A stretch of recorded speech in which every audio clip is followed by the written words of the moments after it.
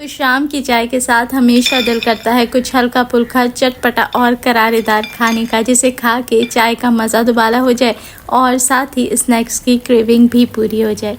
लेकिन गर्मियाँ इतनी शदीद हैं कि चाय के साथ रोज़ाना कौन घंटों खड़े होके लंबे चौड़े झंझट में पड़े और चूल्हे के आगे खड़े होके ये स्नैक्स तैयार करे। लेकिन आज मैं आपके साथ एक ऐसे स्नैक्स की रेसिपी शेयर कर रही हूँ जो सिर्फ आधा घंटा लगा के एक दफ़ा आप तैयार कर लें और महीनों रख के आप इसे इस्तेमाल कर सकते हैं। यानी एक दफ़ा की मेहनत और रोज़ाना का मज़ा। बिस्मिल्लाहिर्रहमानिर्रहीम, अस्सलाम वालेकुम and welcome back to my YouTube channel. मैं हूँ सिद्रा और आज हम बनाएंगे शक्करपारे। तो जी हाँ, चाय के साथ शक्करपारे बहुत ही टेस्टी लगते हैं। तो फिर आइए परफेक्ट खस्ता और करारे शक्करपारों की रेसिपी शुरू कर लेते हैं। तो यहाँ मैंने ली थी आधा कप की जितनी चीनी और साथ ही उसमें शामिल किया था 3 से 4 इलायची। अब इसे मिक्सी जार में ग्राइंड कर लें एक साथ ही, ताकि इलायची के दाने भी चीनी के साथ बहुत अच्छे से मिक्स हो जाए। अब पिसी हुई चीनी और इलायची के अंदर मैंने यहाँ शामिल किया है 1/4 कप के जितना गर्म पानी। बहुत तेज़ खौलता हुआ गर्म पानी का इस्तेमाल आपने नहीं करना, नीम गर्म पानी लेना है।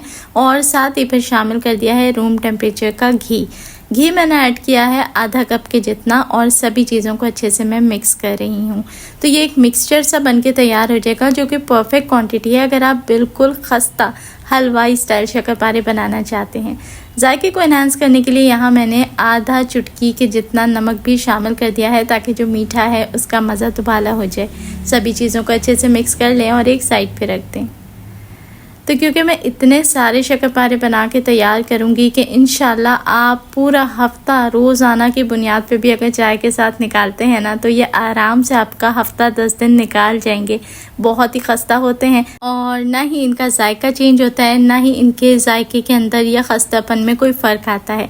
स्टोर करने का तरीका भी मुकम्मल आपके साथ शेयर करूँगी, तो बस रेसिपी को मुकम्मल स्टेप बाय स्टेप कंप्लीट देखें, अच्छे से समझें, ज़रूर ट्राई करें, बनाएं और बना के एंजॉय करें। चलें जी, इसके लिए मैंने ले लिया है 3 कप के जितना मैदा और मैदे को अच्छे तरीके से छान के इस्तेमाल करें। अब देखें, मैदा बड़े थाल के अंदर निकाल लिया है, ताकि अच्छे तरीके से आटा गूंद के हम तैयार कर सकें। जितने अच्छे खुले बर्तन परात के अंदर आटा गूंदेंगे, उतने ही खस्ता आपके स्नैक्स बन के तैयार होंगे। तो अब जो हमने घी वाला मिक्सचर एक ही दफ़ा इकट्ठा तैयार करके रख लिया था ना, वो 3 कप मैदे के लिहाज से बिल्कुल परफेक्ट है। यानी कि 3 कप मैदे के साथ जो क्वांटिटी लिक्विड की हमने तैयार की है वो पूरी जाती है, लेकिन फिर भी हमने इकट्ठा एक साथ शामिल नहीं करना। अब जिस तरीके से नॉर्मली हम रोटियों के लिए आटा गूंदते हैं, सेम उसी प्रोसीजर से आपने आटा गूंदना है। बस क्या करना है कि पहले घी वाले मिक्सचर की आधी क्वांटिटी ऐड कर लें, अच्छे तरीके से मिक्स करें और पूरे मैदे के अंदर इस तरीके से क्रम्स बना दें। जब ये चीज़ पूरी मुकम्मल हो जाए तो फिर आप देखेंगे कि मज़ीद हमें लिक्विड की ज़रूरत है, तो बचा हुआ घी वाला मिक्सचर भी इसके अंदर शामिल कर दें और अच्छे तरीके से इसे अब आपने गूंथ लेना है। तो इतना परफेक्ट ही बन के तैयार होता है।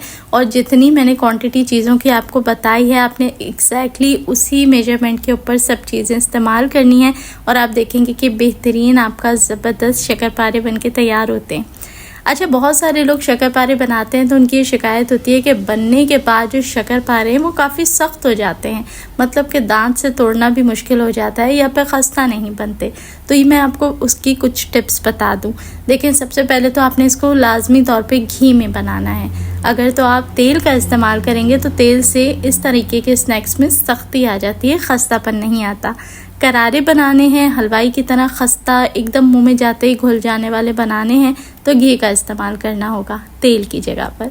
साथ ही जो पानी लेते हैं वो बहुत सारे लोग ठंडा या रूम टेम्परेचर का ले लेते हैं। इसकी ख़ास हिदायत है कि आपने नीम गर्म पानी का इस्तेमाल करना है। चलिए जी, सब चीज़ों को अच्छे तरीके से मिक्स करें और बस कुछ देर आपने इसको बहुत अच्छे तरीके से गूंद लेना है, ताकि जो हमारा आटा है ना वो बहुत ही परफेक्ट असली लोचदार आटा बनके तैयार हो, जिसमें लचक हो और इतने ज़बरदस्त शक्करपारे होंगे कि बस आपने हाथ में रखा और टूट गए, मुंह में डाला और घुल गए। ऐसे ही शक्करपारे खाने में मज़ा आता है कि हाथ ना रुके। तो बस ये देखें, आटा मैंने गूंद लिया था। अब इसे कवर कर दूंगी और 10 मिनट का आपने इसको रेस्ट देना है, ताकि आटा अच्छे तरीके से सेट हो जाए। अब 10 मिनट के बाद एक बार फिर आपने इसको थोड़ा अच्छे तरीके से नीट कर लेना है। इससे क्या होगा कि फिनिशिंग आ जाएगी। अब देखें बहुत सारे लोग क्या करते हैं, रेस्ट नहीं देते। ये मैंने अभी हटाया है और आप देख सकते हैं कि जब हमने पहले गूंद के छोड़ा था तब क्या टेक्सचर था आटे का, और सिर्फ 10 मिनट के रेस्ट से ये कितना चिकना और कितना स्लिपरी सा और कितना स्मूथ सा हो गया है। तो रेस्ट देना इसलिए ज़रूरी होता है ताकि जितने इंग्रेडिएंट्स ऐड करें हैं वो सारे इंग्रेडिएंट्स अच्छे तरीके से कंबाइन हो जाएं, अच्छे तरीके से अपना जो है वो असर दे दें चीज़ के अंदर। तो देखा आपने कितना चिकना ज़बरदस्त आटा है। अब मैं इसको 2 हिस्सों में कर लूँगी क्योंकि इकट्ठा एक साथ बहुत सारा बनाना मुश्किल हो जाएगा।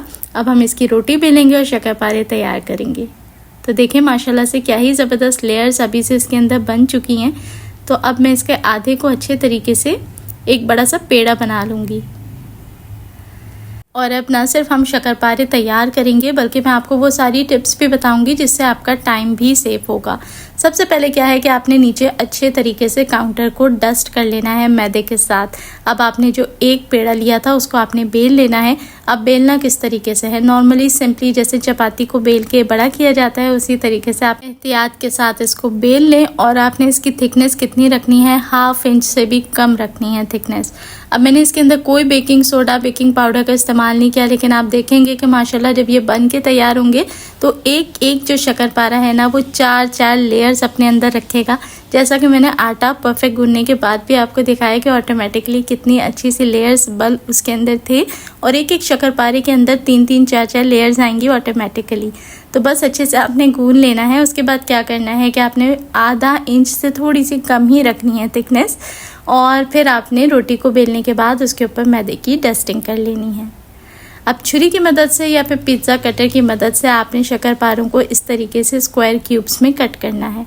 अब आपने देखा कि नीचे सिर्फ डस्ट कर लेने से और ऊपर डस्ट कर लेने से कितना आपका टाइम बचा कि इस तरीके से आसानी से सारे शक्करपारे आप उठा सकते हैं। क्योंकि जब हम ढेर सारे शक्करपारे बना के स्टोर करने का इरादा रखते हैं तो इतना टाइम किसी के पास नहीं होता कि एक एक शक्करपारे को उठाता रहे और अलग अलग सेट करता रहे। तो बस आपने इस तरीके से इसको मैनेज करना है कि आपका टाइम अच्छे तरीके से सेव हो जाए। अब चलते हैं इसको फ्राई करने की तरफ। तेल को आपने बिल्कुल लो मीडियम हीट के ऊपर रखना है। कभी भी शक्करपारों को तेज़ आंच के ऊपर फ्राई ना करें। हल्का सा गुनगुना होगा ऑयल तो आपने इसके अंदर शक्करपारे शामिल कर देने हैं, और आपके सामने ही चम्मच की मदद से उठा के मैंने इकट्ठे ही शक्करपारे आसानी के साथ ऐड कर दिए हैं। अब आपने फ़ौरन से इसके अंदर बिल्कुल भी चम्मच नहीं चलाना, ये बहुत डेलिकेट होते हैं तो ये फ़ौरन से ही टूटने का चांस होता है। तो बस आपने कुछ सेकंड के लिए इसको छोड़ देना है जब तक कि ये अपने आप में एक तरफ से हल्का सा यानी कि 50% सिक जाए। आँच को आपने लो ही रखना है, किसी भी पॉइंट पे आँच को तेज़ नहीं करना। अगर आप शुरू में ही आँच तेज़ कर देंगे तो ये अंदर से कच्चे रह जाएंगे और बाहर से जल जाएंगे, और आगे जाके अगर आप करेंगे आँच तेज़ तो फिर क्या होगा, ये मैदे के बने हुए हैं और मैदा बहुत ही तेज़ी के साथ कलर पकड़ता है तो चांस है कि ये काले हो जाएं या जल जाएं। तो आपने थ्रू आउट लो मीडियम हीट के ऊपर ही इसे कुक करना है। आहिस्ता आहिस्ता आप देखेंगे कि ये दोनों साइड से पकते चले जाएंगे और सबका कलर गोल्डन ब्राउन सा हो जाएगा। तो बस जैसे ही कलर गोल्डन ब्राउन सा हो जाए आपने इसको निकाल लेना है, और दूसरा बैच भी मैं इसी तरीके से ऐड कर दूँगी। और अब ज़रा इसकी आवाज़ सुने कि कितना खस्ता बन के तैयार हुए हैं। तो है ना मज़ेदार से, और आपके सामने एक एक शक्करपारे की कितनी लेयर्स हैं। आपने ऑयल से निकालने के बाद कुछ देर इसको परात के अंदर ही छोड़ देना है। ये हवा लगते ही थोड़े से खस्ता हो जाते हैं, और फिर आप इसको ठंडा करके किसी भी एयर टाइट कंटेनर के अंदर स्टोर करें और महीनों इस्तेमाल करें। रेसिपी कैसी लगी एक प्यारा सा कमेंट करके मुझे ज़रूर बताएं। अच्छी लगी हो तो लाइक करके आगे दोस्तों के साथ लाजमी शेयर करें, और जो लोग चैनल पर नए हैं उनसे रिक्वेस्ट करूंगी चैनल को लाजमी सब्सक्राइब कर लें। अपना रखें ढेरों ख्याल और मुझे दुआओं में याद रखें। देखने वाले सभी लोगों का बेहद शुक्रिया।